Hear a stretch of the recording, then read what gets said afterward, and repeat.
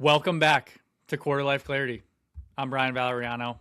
If you clicked on this one, we're talking about 3 ways to overcome shame in a judgmental world. At least I think that's going to be the title right now. I might change it to fear. But we're going to talk about shame, fear, doubt, all that stuff that leads to inaction, all that stuff that we want to avoid. And honestly, stuff that I've personally felt a lot of in the past and dealt with.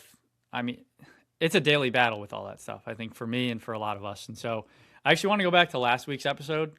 If you didn't listen to it, it was the number one thing Christians and non-Christians misunderstand about each other. And I just want to clarify something, because some of what I said, I feel like, at least me listening to it back, I didn't love the way that it sounded, especially when I was addressing other Christians. And I just want to clear up that I'm not saying I'm the high and mighty Christian. Hey, listen to me, I get it right. A lot of the maybe animosity was actually towards my younger self in all of that. Like, that was who I was kind of addressing in speaking about all that stuff, because up until very recently, I was and still struggle with being that prideful Christian of, it's my job to convince someone that they should be a Christian. And it's just an incorrect way, I think, of going about this whole discipleship thing. So I just wanted to clear that up. But also with that last week's episode leads into this week's episode, because truthfully, after I listened to it, the first time I listened to it, immediately after I finished recording it, I was like, you know what? I'm actually kind of proud of that. Like, I feel like that was a hard topic to try and thread the needle on. And so afterwards, I was like, okay, that's good enough. And then I listened to it later once I had posted it, and I'm listening through it from the lens of other people, of the people around me that are Christians and the people that are around me that are not Christians. And I'm just thinking about it from their lens, like, oh my goodness, what did I do? Everybody's mad at me. Everybody's going to maybe take this the wrong way. And I just started to feel that shame and that doubt of, like, dude, what did you do? You shouldn't have talked about that topic. And it was like crippling shame. And honestly, I forget exactly when, but I was like, you know what, dude, should I just freaking hang the cleats up again? Should I just stop doing this whole podcast thing? Call it quits on the whole social media thing? All those thoughts came in. And I talked to a few people, and they were like, dude, it wasn't as bad as you thought it was. I just thought it was cringy. I didn't like the way the delivery came off. All this nitpicky stuff. And that's kind of what I want to talk about today, is like, I think shame, fear, the perception that we have of what are other people going to think of me, especially when I do something that's abnormal or weird. Before we dive in, I would ask you, like, have you felt that? Have you ever felt maybe you took a risk, maybe you went out on a limb, and maybe you fell on your face? Like, that sucks. Or maybe you didn't even fall on your face, but you thought you fell on your face. And then, like I did, your thoughts just spiral and you feel that shame. And so I think it's an important topic, because it hits on so many things, and why I think it's a shame ultimately, and letting other people's judgments or the perception of a judgment get to you is because it leads to inaction. It leads to us not being our authentic selves. Like I said, me canceling this whole podcast thing and social media thing, which, by the way, I have committed because of all this to putting at least one podcast episode out every week for the remainder of the year, 2026, and posting on social media every single day for the remainder of the year, and just seeing what happens. I can judge it then, but I'm not going to judge it or go off of feelings in the middle of it. So I really want to talk about how we can, and how I have specifically, overcome the fear of being perceived or judged, and ultimately, like, avoid that shame because of all this stuff. And so I looked up what shame is. I got some notes here. I looked up shame, and it's kind of brutal. At least Google AI said shame is a painful, intensely negative emotion involving a deep-seated belief that one is fundamentally flawed, unworthy of love, or inadequate. Yeah. And then I think the Google definition, the dictionary definition, a painful feeling of humiliation or distress caused by the consciousness of wrong or foolish behavior. And so I want to just pose those 3 points. Let's just get into it. Why not, right? Point number 1. Also, before I start, I think I can talk about this. I've been thinking about this a lot lately. What can I talk about that I have like undeniable authority on? And I think if nothing else lately and over the past year or so, I think I have authority on this. I've acted and done things, especially lately. Last week's episode, a post I put out on social media, which I'll talk about. It's like I know people are judging or thinking that things I'm talking about are weird. Like, I'm talking about God. You're not supposed to do that. Like, that's one of the topics you're supposed to avoid. All this stuff. And I've felt the shame. I've felt the fear. I've felt the doubt. And I do think, I quit my job with no plan. Not no plan, but not much of a plan. I've done some risky, ridiculous things that most people would scratch their heads about. And because of all that, I think I'm at least somewhat reasonably equipped to talk about this. All right, point number 1. Most judgments aren't wrong. They're just not final. So I want to tell a story.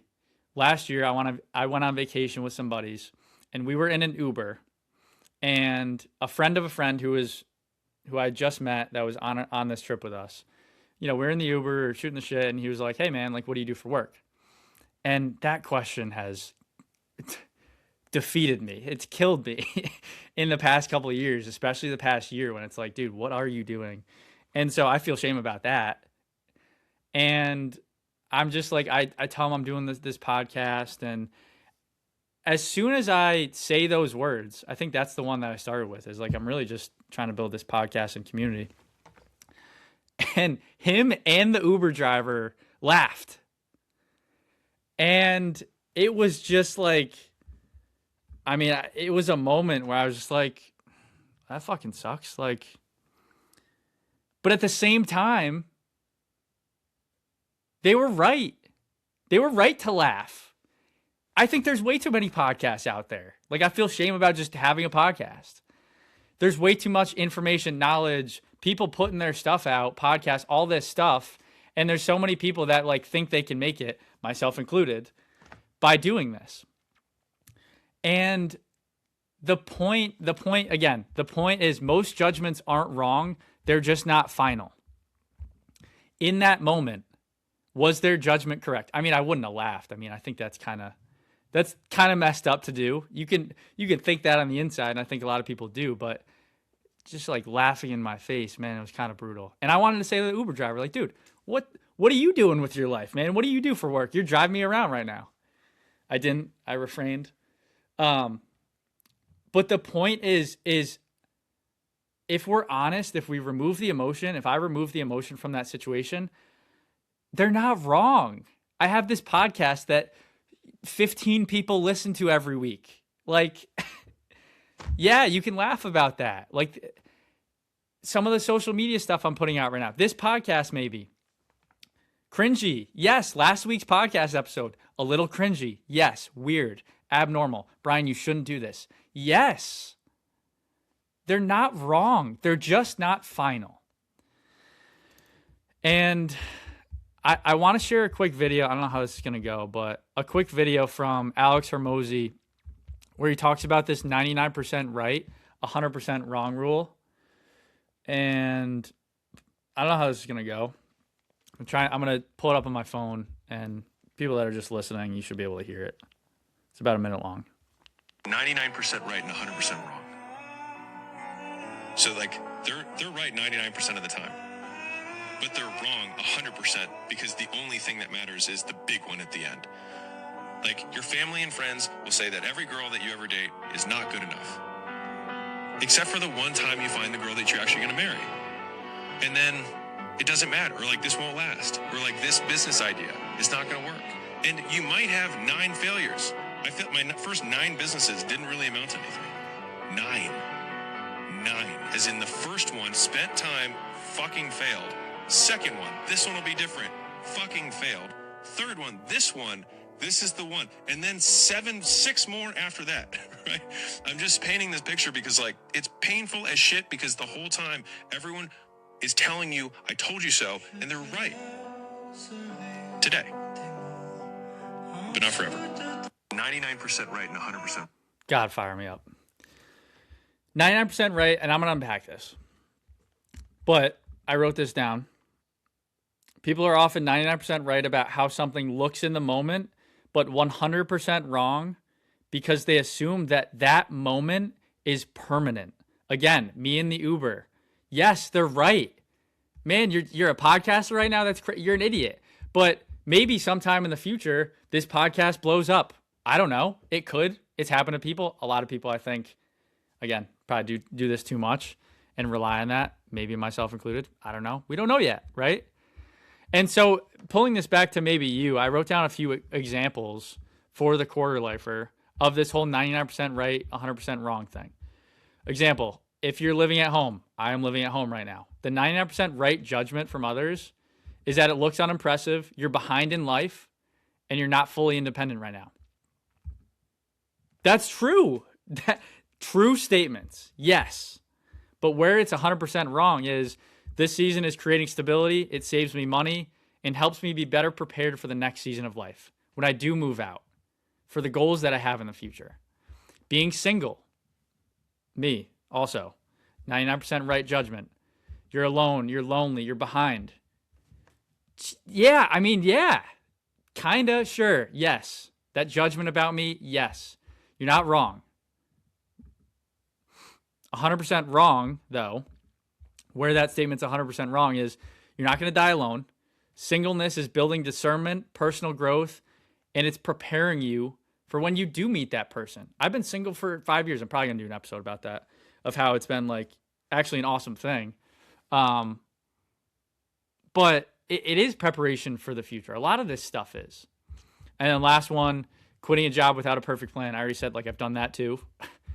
The 99% right judgment is it looks risky, it's unstable, it's financially irresponsible. Brian, you shouldn't do that. It's wrong. Yeah, I mean, I wouldn't say it's wrong, but like financially irresponsible, yeah, 100%. I agree. Yes. But where it's 100% wrong is that it was a mistake and that with time, I've seen this, it's been 3 years, the risk builds clarity, courage, character, and direction. That is 100% true. And I don't need to get to the outcome to know that that's true. And so the point, again, most judgments aren't wrong. They're just not final. There's always more to the story. And this is why judging is like, it's dumb to me. It's dumb because you're judging a moment. You're missing the whole story. Let's keep moving. Trying to make these episodes shorter. Point number 2. Even if you don't get the outcome you want, it's still worth it. I'm going to give you 2 examples from my own life. I put out a social media, and this is like an okay example. The second one's probably better. I put out a social media post yesterday, and it started with an hour ago, I felt like I was going to shit myself, throw up, and fall asleep at the gym all at the same time. That's what I said, and I put that out on the internet. Yes. After a couple hours, I'm just monitoring it. I looked at it, and it was like, I don't know, you get like 4 likes and, 250 views, and it's just like, it's not great. And that shame starts to set in. It's like, oh man, was that weird? Like, people are judging me. Like, man, they're just taking that the wrong way. It was supposed to be kind of funny. And I felt that shame. I didn't get the outcome that I wanted, of like people seeing it and it getting more views and likes and people relating to it. And that wasn't what the whole video was about, by the way. But the other example, which maybe this will be a better one. In my entrepreneurial journey, like I said, it's been 3 years. Okay. And so when I started that, I would say, I mean, I didn't set a timetable to it, but I would say even subconsciously, I was like, all right, I'll do this for a year and I'll be great. Like I'll have the money, the business will be going, we'll be great. Idiot. Um, it's been 3 years and I still haven't gotten that outcome. I haven't gotten the two big outcomes I feel like for me with this is impacting a lot of people. I don't have like a number in mind, but helping a lot of people, but also making something, building something that can financially like support me and help me achieve the goals, the life goals that I want and have that freedom, I guess. And so in both those things, in the social media example, which is doing better today, actually, I judged it too soon. Points for point number one. But in the social media example and in the entrepreneurial journey example, I haven't gotten the outcome that I wanted. But even still, right now, it being 3 years, I would say that it is worth it in so many other ways outside of that specific outcome that I'm going for. It's who I'm becoming. It's the character that I'm developing. It's the discipline along the way. It's the skills like, man, how do you run a podcast? Public speaking, which is still a work in progress. All the things that I've learned about myself in doing so, time management, organization, all that. The list is endless. That if I just stayed in that cushy job, I don't think I would have all of these skills and all of the character that I've developed. And so that to me makes it worth it. But so often I think we judge things being worth it on the outcome that we think we should get because of it. The money, the impact, right? And also on the impact piece, this shift has been so helpful lately, especially in putting myself out there. It's that I don't need to impact all these people. I don't need this thousands of people. I just want to impact the one person.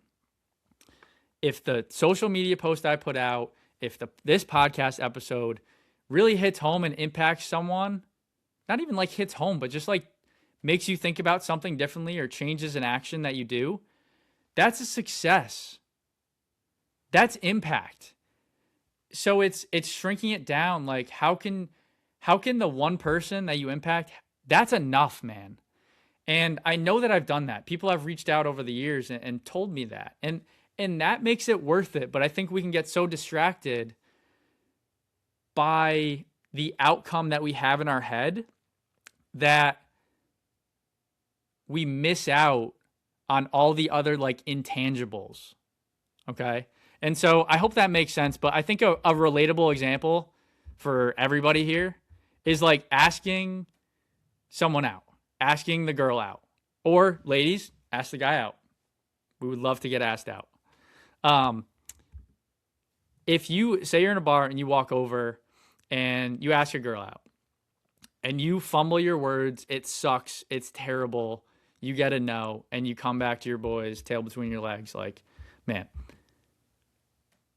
is that experience still worth it? On the surface, you would say no. She said no. When you look deeper, I would say yes, because, man, you just overcame a fear. You just got a little bit better at asking a girl out. You have one data point, all right, at least on what not to do when asking a girl out. And I think that's a relatable example. And just to hit this home a little bit more, I think it's looking at things in the micro. They might not be worth it, like surface level, but macro, I think they're still worth it when you like go deeper or zoom out. And so micro, what it sounds like, micro, not worth it thinking sounds like that post made me look stupid. That conversation was awkward. That risk didn't work out. But in the macro, the still worth it thinking sounds like, how did that actually get me closer to the person I want to become? And what skills did I get better at by doing that? Also, long-term, how could this be good? Those are all questions that I think we can ask ourselves when on the surface, we fumble, we screw up. Again, 3 ways to overcome shame in a judgmental world. If you can flip the script and think about how this was actually a good thing, instead of just the surface level way you screwed up, then I think we can remove the fear, remove the judgment, the perception, all of this stuff, and ultimately eliminate the shame. Point number 3 is about the law of attraction. And I would summarize that by saying what you believe to be true, you will find evidence for. An example, all right? You've probably heard of this before. Do this, humor me for 5 seconds, whatever room, or maybe if you're driving. Honestly, if you're driving, I feel like you can still do this. But you know yourself better than I am. If you're a bad driver, don't do this. Look around wherever you're at and find red. Look for red, red, red, red, red. Look around. Red, red, red, red, red. Where is it? All right. Now tell me the things you saw that were blue. You probably can't. Now when you look around, you see them, right? Because I just said blue. But that example is a very simple example of how, again, what you believe to be true, you will find evidence for. And so, again, we're talking about shame. We're talking about being judged by others. And I think what it ultimately, the point I'm trying to make is that what you look for, you will get, right? So let's go back to that social media post, okay? That of me saying I'm going to shit myself, throw up, and fall asleep at the same time, which was so true and so real. And everybody's been there. I swear. If you haven't been there, you're doing something wrong. The shame part of that for me was, all right, like it's been a couple hours and I got 200 views and 4 likes. And I see that and I'm like, I guess step back, the silent almost belief that I have about myself is that I'm not good enough to do this. This is weird. Brian, don't talk about these things. Like you shouldn't say something like that on the internet. You're weird and you're being judged for it. And so when I saw those stats of the view count and the like count, that reinforces in my head that all those beliefs, all that, Brian, you're not good enough is essentially what it's saying. You're not good enough. You shouldn't do this. All this doubt, which, like I said before, ultimately, like with last week's podcast episode, it led to this inaction of like all this, you're not good enough and you should stop. And so how I kind of combat this is all of this, I think, comes down to what you listen to, okay, and what you consume.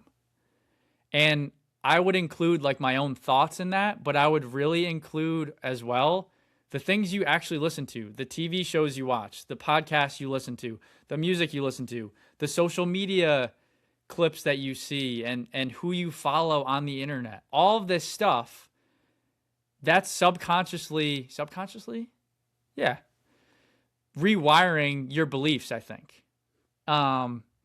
whether good or bad, right? And so I think for me, how I guess I combat the negative beliefs, the shame, the doubt, the fear, all of this stuff is I get in my Bible and I remind myself of all of the promises of God, of who he is and how he views me and loves me and thinks about me, all this stuff. Because what that does is it cuts right through all of this external noise, all of the shame that I feel about this social post. I hope this is making sense, but I just want to share a few Bible verses that, again, the point is eliminating shame and fear. And how I do this is I listen to things such as the Bible to guide my thoughts, which ultimately adjust my beliefs. And a couple examples, which I think will make this whole thing make sense, is Ecclesiastes 3:11. He has made everything beautiful in its time. Okay, I see that and I think, all right, God has made everything beautiful in his time. What does that mean for me? It means, you know what, Brian, it's been 3 years and you haven't got the outcomes that you've wanted. But hey, God makes everything beautiful in its time. Like it's, whether it's the exact way you want it to work out or not, it's going to work out. He's going to make it beautiful. It might not be the beautiful that you think. It's actually probably going to be better. Matthew 6:34. Therefore, do not be anxious about tomorrow, for tomorrow will be anxious for itself. Sufficient for the day is its own trouble. I read that, I consume that, and I think, a big thing I've been saying is a big motto for me is do the best you can with what you have today. And that's been seriously just such a game changer.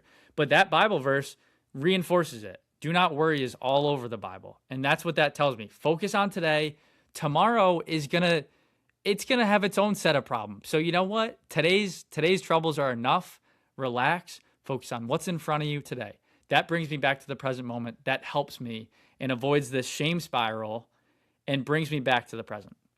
Last one I want to share, 2 Timothy 1:7. God has not given us a spirit of fear, but of power, love, and of sound mind. This is literally my home screen. Right there. If you can see that. God has not given us a spirit of fear. Man, this is the one that really has helped me the most. God has not given us a spirit of fear. What does that mean? Anytime that I feel fear, which is associated with this shame we're talking about, this doubt, I know that it is not from God. Therefore, it must not be good. Therefore, it is a waste of time for me to spend thought on this and energy towards fear.